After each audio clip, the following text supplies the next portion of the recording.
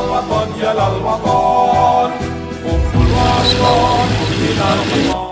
Al-Ulfah adalah nama dari sebuah lembaga pendidikan pondok pesantren yang terletak di daerah Rancah. Tepatnya, Desa Rancah, Dusun Karanganyar, Kampung Babakan RT 07 RW 22, Kecamatan Rancah. Pondok pesantren ini didirikan pada tahun 1970 oleh Kiai Haji Anwar Sobandi. Nama Al-Ulfah sendiri adalah nama pemberian dari gurunya Syekhuna Badruzzaman Garut sekitar tahun 65-an yang berarti cinta atau kasih sayang, dengan tujuan agar di pondok tersebut senantiasa dipenuhi dengan rasa kasih dan cinta terhadap seluruh umat. Kiai Haji Anwar Sobandi sebelumnya bernama Kiai Haji Anwar Sanusi. Beliau mengganti namanya untuk menjalankan amanah dari ayahandanya, karena sebelum ayahandanya wafat berpesan, "Nama sebenarnya kamu adalah Anwar Sobandi bukan Anwar Sanusi, jadi pakailah nama Anwar Sobandi." Dari sana nama Anwar Sanusi tidak dipakainya lagi. Kiai Haji Anwar Sobandi adalah seorang ulama yang berkarismatik tinggi. Sudah banyak ilmu yang pernah ia cari utamanya di dalam dan luar negeri.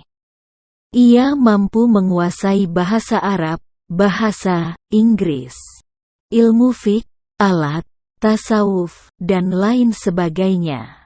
Beberapa pengalamannya di dunia luar. Pernah suatu ketika beliau pulang dari Arab Saudi membawa kitab sebanyak 1 kolbak, yang pada saat itu mendapatkan izin langsung dari Raja Arab karena muatannya yang sangat banyak dan juga kedekatannya dengan Raja di Arab. Sebelumnya beliau pernah mondok di pesantren di Banjar sekitar tahun 1966.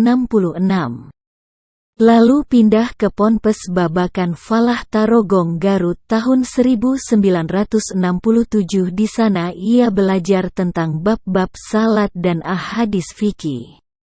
Pada tahun 1969, barulah beliau pulang dari Garut dan melangsungkan akad pernikahan yang pada saat itu umurnya menginjak 29 tahun dan istrinya menginjak 11 tahun.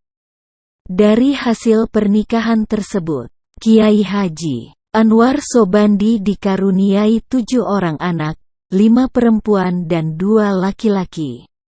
Yang membantu Kiai Haji Anwar Sobandi dalam mengajarkan ilmunya kepada santri dan masyarakat adalah para anak dan menantunya. Pembangunan pondok pesantren ini mendapatkan nilai positif dari masyarakat, utamanya masyarakat Rancah. Masyarakat ikut andil dalam pembangunan pondok pesantren ini, dengan membentuk kepanitiaan pembangunan, yang pada saat itu diketuai oleh Kiai Haji Umar dan dibantu oleh Suharja sebagai Direktur SMP 2 Rancah dengan menggiring pelajarnya pada saat hari libur, Sabtu dan Minggu. Untuk membantu kelangsungan pembangunan pondok pesantren Al-Ulfah. Pembangunan dimulai dengan mendirikan Masjid Al-Ulfah dan disusul dengan mendirikan pondok putra dan putri. Pada saat pembangunan, sudah ada beberapa santri mukimin yang menetap di pondok Ulfah, walaupun hanya dari kerabatnya saja. Pada saat itu santri ditampung di rumahnya, sembari menunggu jumlah santri bertambah. Setelah selesainya pembangunan, santri pun semakin bertambah banyak, bangunannya semakin berkembang. Sampai pada saat ini tahun 2017 masih tetap kokoh bergelut dengan zaman, memberikan yang terbaik bagi agama, umat, masyarakat dan negara Republik Indonesia. Sebelum pesantren Al-Ulfah dibangun, Kiai Haji Anwar Sobandi membuat sebuah majelis pengajian untuk masyarakat sekitar yang bertempat.